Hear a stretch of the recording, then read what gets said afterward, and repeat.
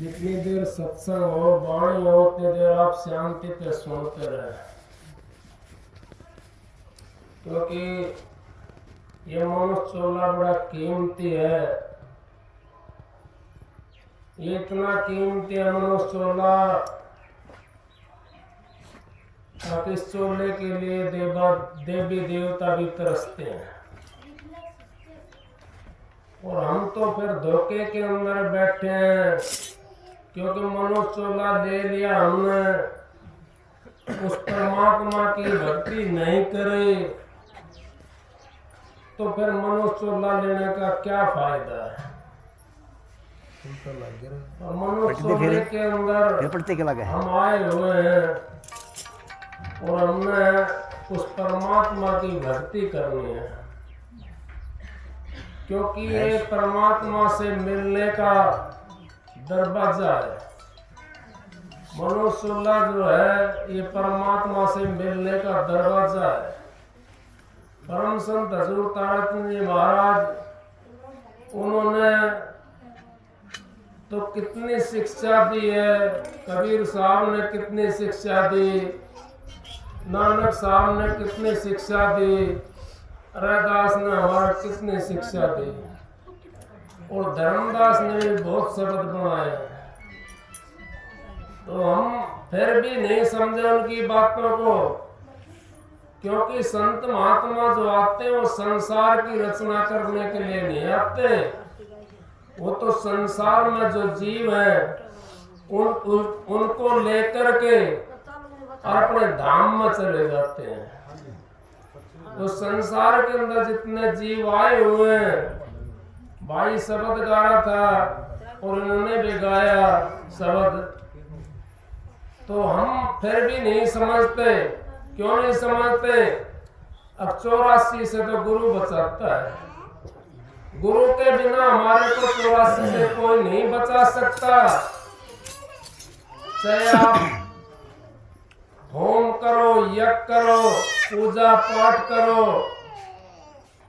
तीर्थ व्रत करो, लेकिन 84 के अंदर तो जाना पड़ेगा, क्योंकि मुक्ति तो सतगुरु के पास में होती है, संतों के पास में मुक्ति होती है।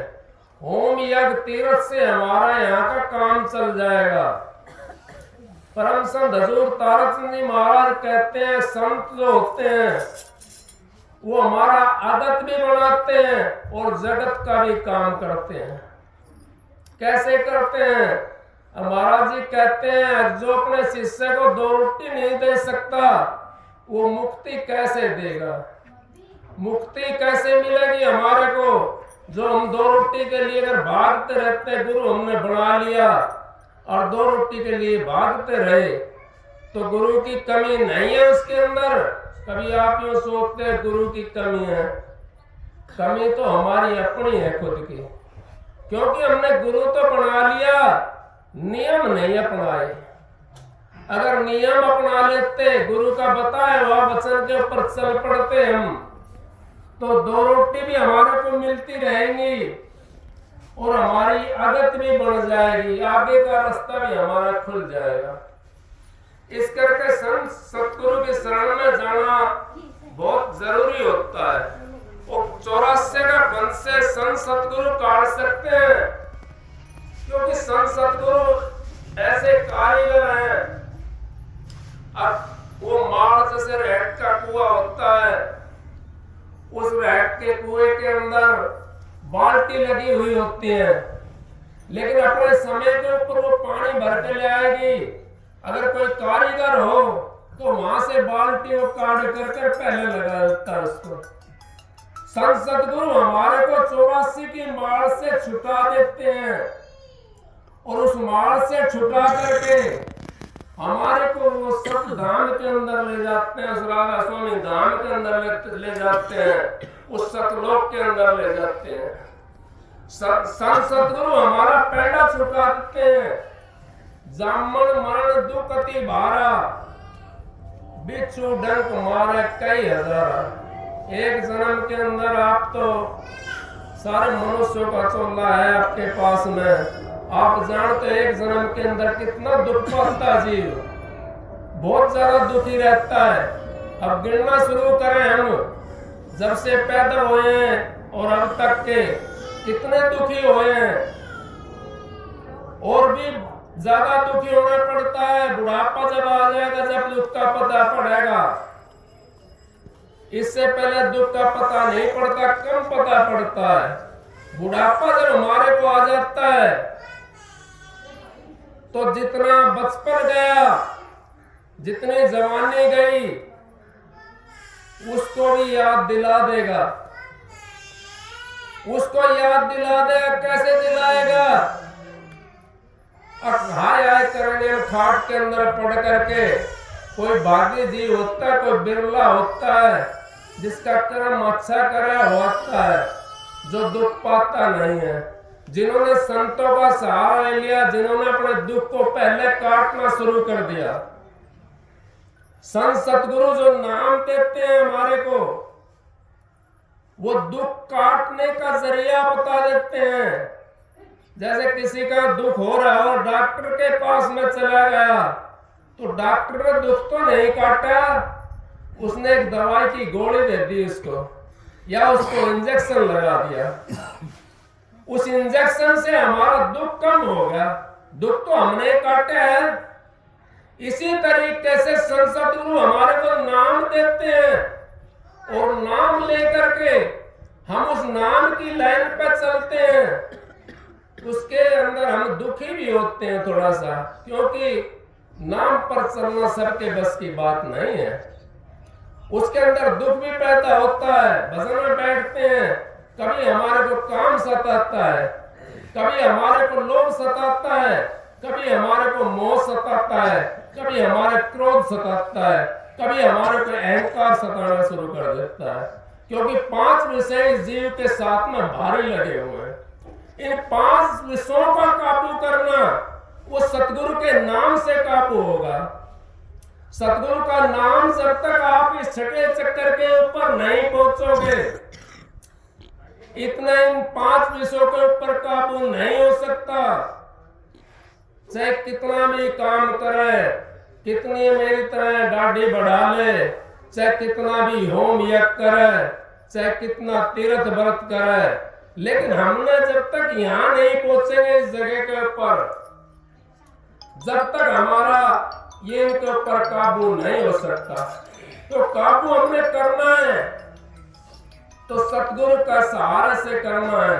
हमने वो चीज देखनी है जो हमारे को सतगुरु ने दी है, और सतगुरु ने जो रास्ता बताया है उस रास्ते पे अगर हम चलेंगे, हमारी जीव आत्मा यहाँ पर बैठी हुई है मध्यम के अंदर। और क्या करते हैं महात्मा लोग, वो तो दूसरी जगह से क्रिया शुरू करते हैं। इतना समय नहीं, हम यहाँ तक भी नहीं पहुंच पाते। शब्द गाते हैं कई भाई, नाभि कमल से पता चला है सीधी सड़क जारी।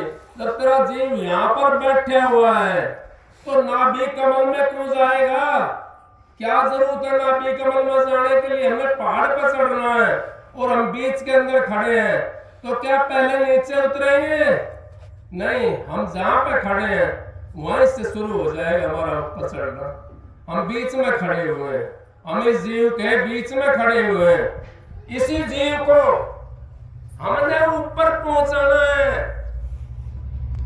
ऊपर कैसे पहुंचेगा? उसके लिए हमने अपना आचरण बदलना पड़ेगा।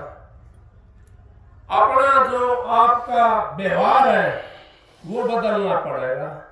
व्यवहार जब हमने बदल लिया तो हमारी आधी भक्ति तो होगी।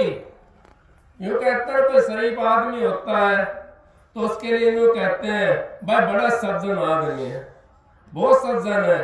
और कोई वैसा होता है उसके लिए बहुत बेकार है तो बहुत बेकार है। तो आपको अपना पता पड़ जाता है, सज्जनता मिल जाती है। सांप को पकड़ा जाता है तो बीन का लहरा सुनाया जाता है ठोकर से आपको। जब पकड़ा जाता है ठोकर से आप, जब तक ये जीवात्मा ये मन भी उस बीन का लहरा नहीं सुन लेगा, ये काबू में नहीं आ रहा है। सब कहते हैं मन मेरा मसकरा कहूं तो माने रोस। जिस मार्ग साहिब मिले ताई चलना कोस।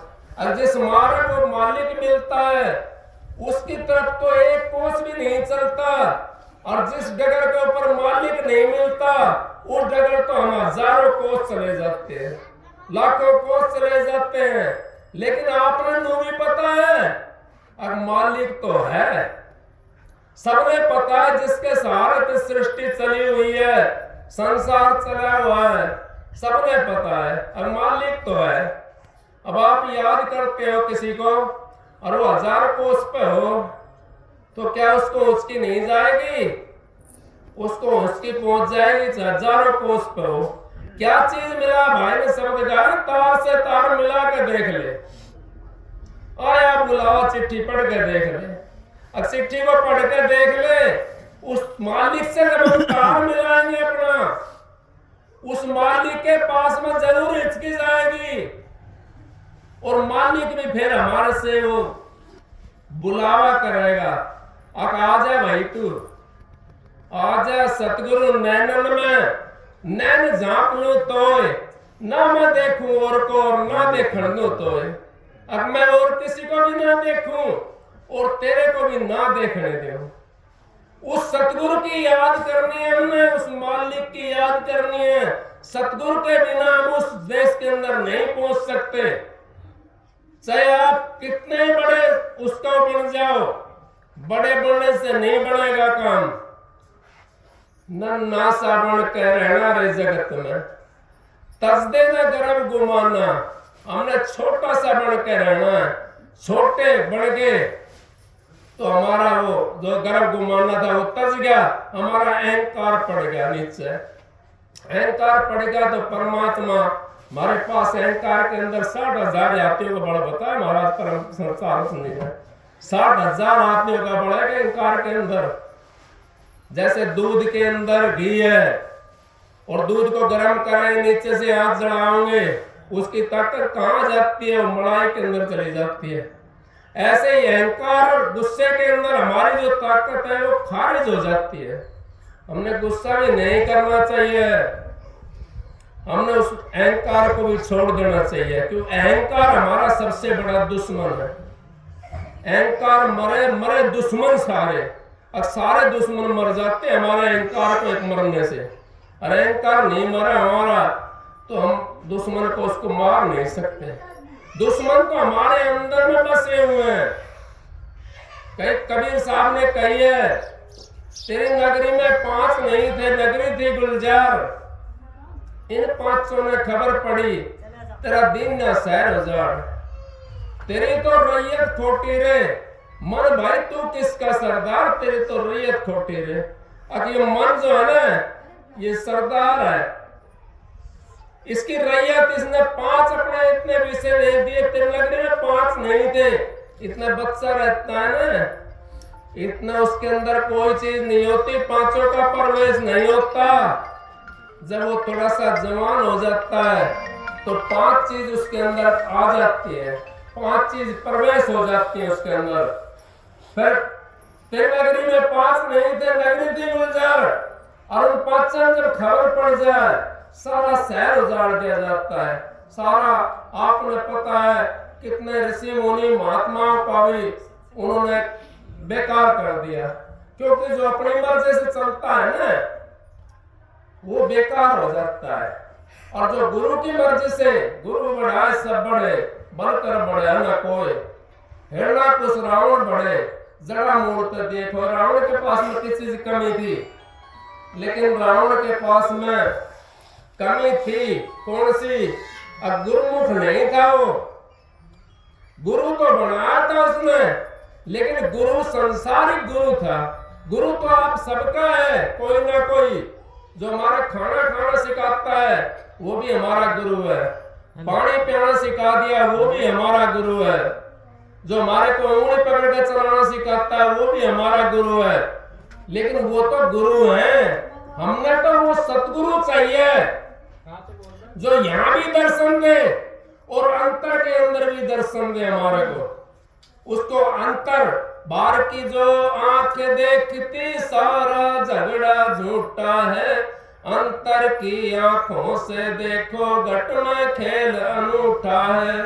मन माया की फिरे दुहाई, 5-25 लूटा है, तारा चंद भव सागर तिरगे सतगुरु सिर पर खूंटा है।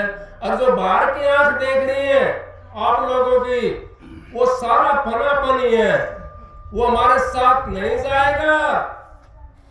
किसी को सपना आ जाए, सपने में राजा बन जा और आंख खुल गई तो कहां गया राजपाट, वो साथ नहीं जाएगा हमारा। हमने तो वो असली चीज चाहिए जिसकी जरूरत है, और वो जरूरत आपके पास में है, आपके पास सामान है और आपके पास परमात्मा है, लेकिन देखने वाला विवेक हमारे पास, हमने खोलना पड़ेगा उसको। जो देखने वाली चीज है तो सतगुरु के पास हमने जाकर के और नाम लेकर के वो रास्ता का हमने सुमरण करना पड़ेगा, उसका भजन करना पड़ेगा, तब उस रास्ते से हम जा करके सतगुरु की दया से, मेहर से और उस देश में पहुंच जाएंगे। इतने उस देश के अंदर नहीं पहुंच सकते।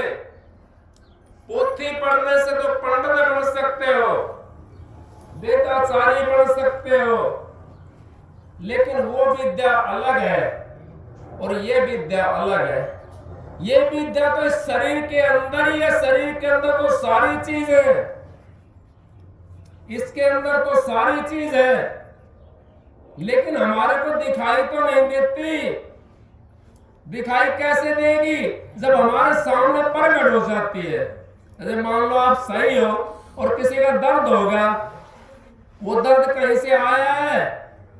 कहीं से नहीं आया, उसके शरीर से आया, उत्पन्न होया। जब हमारे को पता पड़ा हमारा फलानी जगह दर्द है।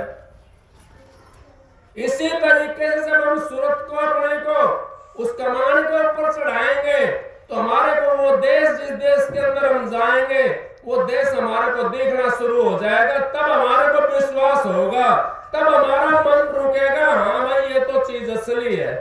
इतना हमारा मन नहीं रुक सकता, क्योंकि मन तो, ये तो काल महाराज का वकील है, ये तो तगड़ा वकील है इतना, अब इससे कौन बहस करेगा।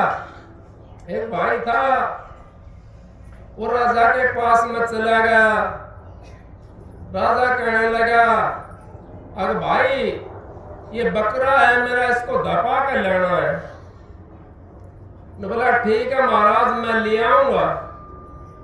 दबा करके उसने खूब चने चुने जो कुछ खवाना था खूब खवाया, लेकिन बकरा तो नहीं दापा। उसने सोचा दाप गया, आध पापा या शेर खा लिया होगा उसने। वो लेके चले गया, महाराज मैं तो उसको दपा लिया। अब वो दपा लिया, राजा ने घास ले रखी थी, घास उसको दिखाई तो बकरा तो घास की तरफ न फिर चल पड़ा। बोला आप तो यूं कह रहे थे, अब मैं दपा लाया। महाराज मैं तो दबा कर ले आया था। फिर कोई भाई दिलबाग जैसा था वहां, वो ने बोला अब महाराज मैं लाऊं दपा करके। बोला भाई ठीक है तू दपा ला। अब वो दपाने के लिए ले गया, सारा सामान उसके सामने रख दिया और एक डंडा ले लिया हाथ के अंदर। वो जिस सामान की तरफ चला, जब डंडा मारा उसके, वो पीठ फेर करके खड़ा हो गया। पीठ फेर करके खड़ा हो गया तो बोला भाई अभी ये काबू में आ गया। राजा के पास में लेके गया, और महाराज मैं तो दपा ले आया हूं। राजा ने घास करी तो बकरा पीठ फेर के खड़ा हो गया, क्योंकि उसने कौन सी चीज लगाई? उसने कौन सी चीज लगाई? उसने हटका डंडा लिया हाथ के अंदर। हमारा ये मन जो है ये उस बकरे की तरह है। आप जब सोते हैं उस टाइम पर भी निकल कर चला जाता है और जागते हुए भी हमारा भागता रहता है। जब तक इसके ऊपर हम अंकुश न लगाएंगे जीत नहीं सकता मन को कोई। कोई समझता हो मैंने मन जीत लिया, नहीं जीत सकता। मन के ऊपर अंकुश लगाना पड़ता है, इसको मोड़ना पड़ता है। जब हम हाथ डंडा हाथ के अंदर ले लेंगे तो वो मन जो है एक साइड में खड़ा हो जाएगा, और एक साइड में खड़ा होगा, फिर अपना काम करते रहो, आप फिर परमात्मा से मिल सकते हो। ये मन हमारे को 84 से रोकता है, उससे सतलोक में जाने से, उस राधा स्वामी धाम में जाने से मन हमारे को रोकता है। ये 84 की तरफ ले जाता है, और नाम हमारे को सतलोक की तरफ ले जाता है, क्योंकि वो तो वहां का वासी है। नाम जो है वो वहां का वासी है, और मन यहाँ का वासी है। ये काल महाराज ने बनाया। तो इससे हम कैसे बचेंगे? महात्माओं ने भी, आप लोगों ने भी काल महाराज की बुराई नहीं करनी चाहिए, क्योंकि बड़ी बराबर की ताकत है वो भी कम नहीं है। हमने तो एक शब्द सीख लिया और काल महाराज की बुराई करनी शुरू कर दी।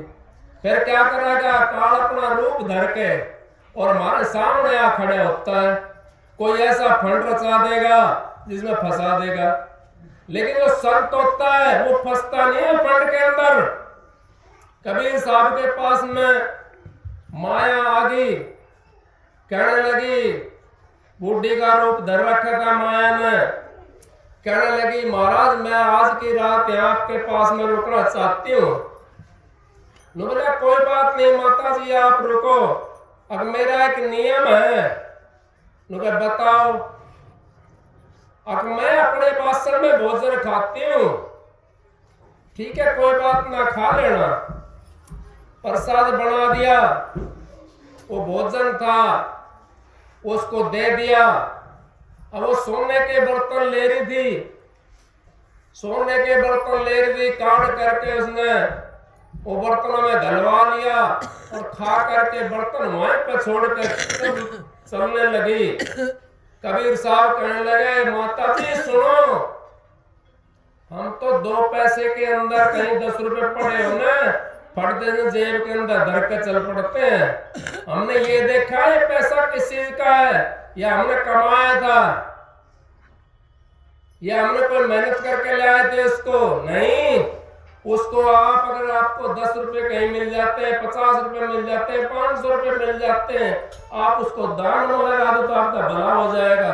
अगर आप उसको खाओगे तो आपने कमाया नहीं है, वो अपनी कमाई का रुकता है पैसा। तो माता जी से कहने लगे कबीर साहब, अरे माता जी मैं तो जानता हूं आप कौन हो, आप इसको ले चलो, इसको अपने उसमें रख लो, मैंने नहीं चाहिए सोना साना की चीज। तब उन्होंने कबीर साहब ने शब्द बनाया था, अब तू ठगने ठगते फिरे, ठगने आई मोए, हम तो ठगिया राम नाम के बेच खावे के तोय। तू चाली जाए मार्ग अपने को, अब तू अपने मार्ग को चली जा, मैं इसकी ठगाई में नहीं आऊंगा। संत महात्मा उस माया की ठगाई में नहीं आते। संत महात्मा तो पेड़ देकर चलते हैं माया से। हम तो महात्मा बन करके भी उस माया को अपने गोझों के अंदर घाल कर चल देते हैं, अपने बच्चों के पेट पालते हैं, अपना परिवार का पेट पालते हैं, रोजगार करते हैं, रोजगार बना लिया। ये रोजगार नहीं। महाराज जी कहते हैं अब मेरे दोनों गोज के अंदर जहर भरा हुआ है, लेकिन मैं खाऊंगा तभी तो मरूंगा। जब मैं खाऊंगा ना तो कैसे मरूंगा? आप उस पैसे को अगर भलाई के अंदर आपने लगा दिया तो आपका उद्धार हो जाएगा, और उसके अपने तन के लिए बरत लिया, अपने औलाद के लिए बरत लिया, काम खराब हो जाएगा, अच्छा काम नहीं होगा। इस करके कबीर साहब ने तो कितनी वाणी कही है। कबीर साहब ने तो यहां तक कह दिया हमारे को, अपना किया भुगत रे जिया, सतगुरु पूरा ढूंढना नहीं किया। अगर सतगुरु पूरा हमारे को मिल जाता है, हमारी दौड़ खत्म हो जाती है। और सतगुरु पूरा नहीं मिलता हमारे को, हमारी दौड़ खत्म नहीं होती। हमें 84 की मार से कोई छुटा नहीं सकता। पूरा सतगुरु जो होता है वो 84 की मार से निकाल देता है। पूरा कारीगर होगा उस मार से निकाल लेगा, वो मार भी चलती रहेगी। और जो अधूरा कारीगर होगा तो मार ने कुआं में गिर देगा। न गिर जाती, पहले काटते काटते मार ने काट देगा कुआं भाटा से रैट के उसने, तो कुआं में पड़ जाती जो नया कारीगर हुआ था। और जो पुराना कारीगर होता ना डंडा उड़ना लगा के उसके अंदर और बाल्टी काट कर दूसरी जोड़ देता। इसी तरीके से हमारा उद्धार होना है, और उद्धार होगा हमारा सतगुरु की शरण के अंदर जा करके।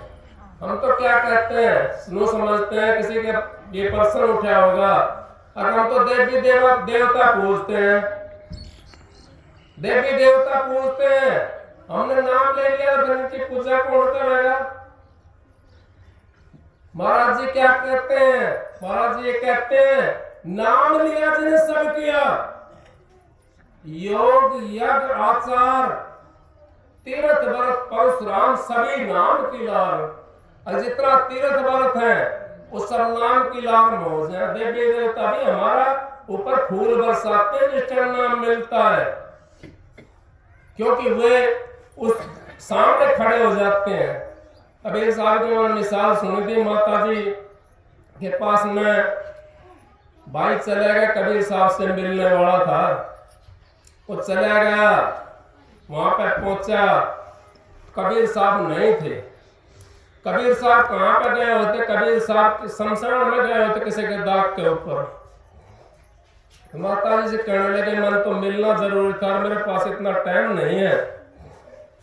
माता जी कहने लगे, तो आप एक काम करो, आप फलानी जगह शमशान है वहां, और वहां चले जाओ, वहां मिले कबीर साहब।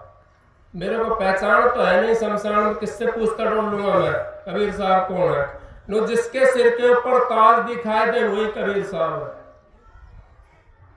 और वहां तो शमशान के अंदर सबके सिर के ऊपर ताज था, सबको ये था कि एक दिन हमने भी आना पड़ेगा यहीं, एक दिन हमने भी आना पड़ेगा यहीं पे। सबके सिर पर यही दिखाई दे रहा था, तो सबकी वृत्ति जो थी ऊपर चढ़ी हुई थी, और सबके ऊपर ताज था, उल्टा आ गया। कहने लगा, माता जी वहां तो सारे सिर के ऊपर ताज दिखाई दे रहा है, और ताज दिखाई दे रहा है तो आपने मिलना तो गेट पे खड़े हो जाओ वहां पे, और जब उस गेट से बाहर निकले जब देख लेना जिसके सिर पर ताज हो वही कबीर साहब है। अब और जो थे, किसी को तो ये लगी दूध काटना है, किसी के लगी मैं भैंसों सानी बेनी है, किसी के लगी मेरा फलाना काम बिगड़ जाएगा, ढिकड़ा काम बिगड़ जाएगा, सारा का ताज उतर गया, क्योंकि वो शमशान घाट का खत्म हो गया, वो सबका ताज बिगड़ गया और कबीर साहब का रह गया।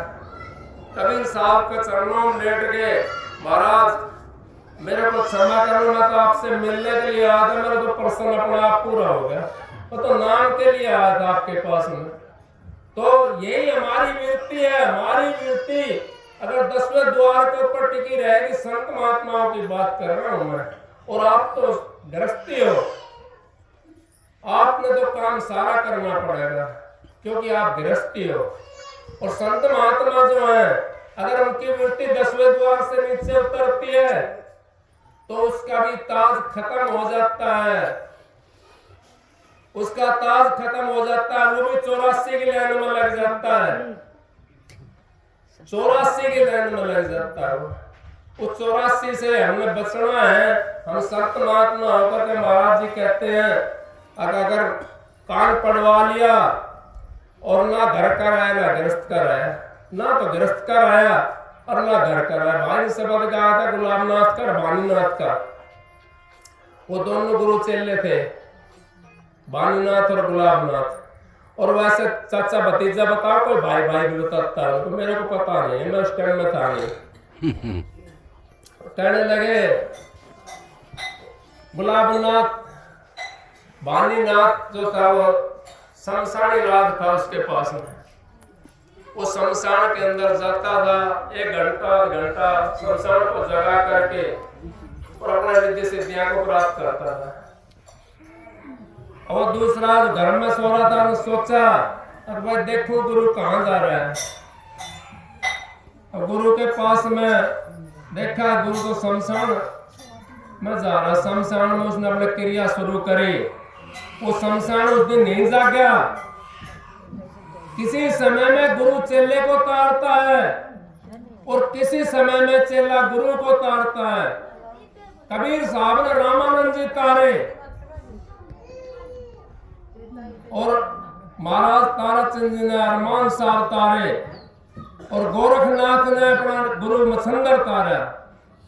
तो संत महात्माओं का जोड़ा आता है, वो जोड़े से अपने अपने को तार लेते हैं। तो वो गुलाबनाथ जो था उसमें लगा हुआ था, वहां क्रिया के अंदर तो क्रिया पर लगा हुआ था। अब उस दिन वो शमशान नहीं जा गया। बोला भाई कौन आया, क्यों नहीं आए? वो उससे पहले आके सो गया, वो नहीं जाग गया। दूसरे दिन फिर गया तो शमशान को जगाने के लिए। वो दूसरे दिन जब पहुंचा तो शमशान जब जाग गया तो उस दिन तो दूसरा नहीं था ना। कहने लगा अब कल आप नहीं जागे। बोला भाई कल तो संत आ रहा था कि यहाँ पर क्या संत आ रहा था यहाँ पर, और संत जहां पहुंच जाता है उसका घर के अंदर कड़े कलेश भी नहीं रहता, उसके अंदर भूत व्याधा भी नहीं रहती। वो तो 100 कोस दूर चली जाती है।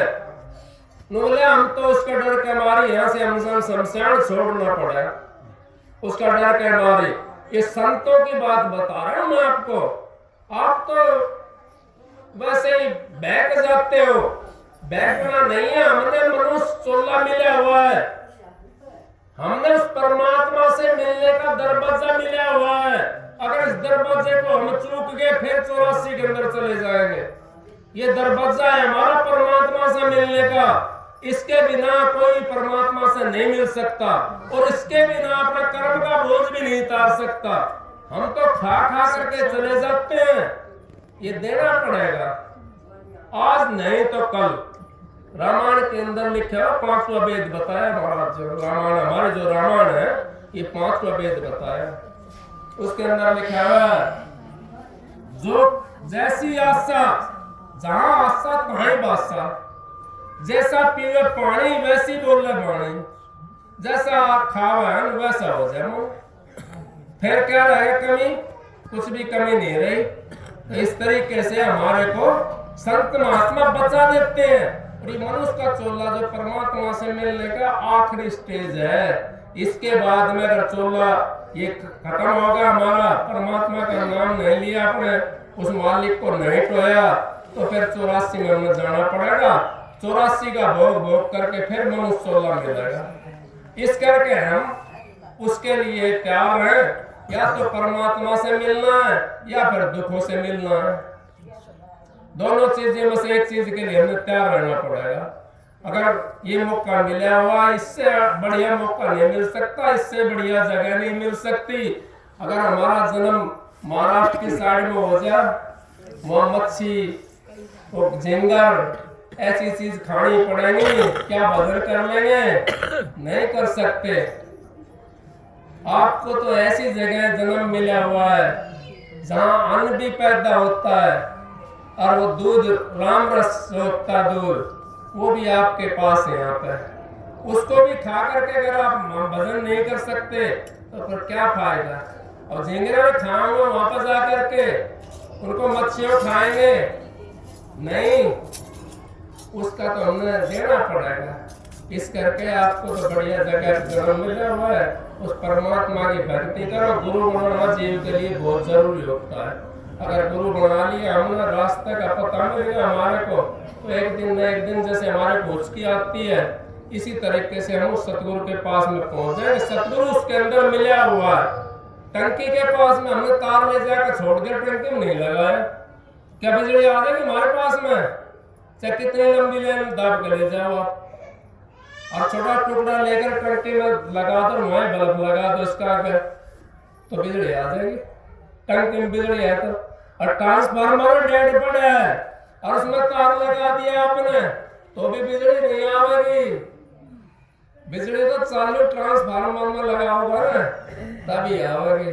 आप सबका जो है ना मालिक की दया से मैं तो कहता हूँ भाई का लड़का होया है भाई, हमारी तरफ से तो उसके लिए आशीर्वाद है, मालिक उसको लंबी उम्र दे, परमात्मा आप सबको राधा स्वर्ग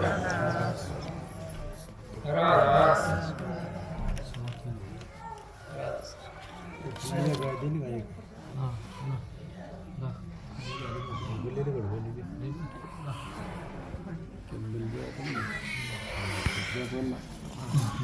ഇന്ന ദൂരം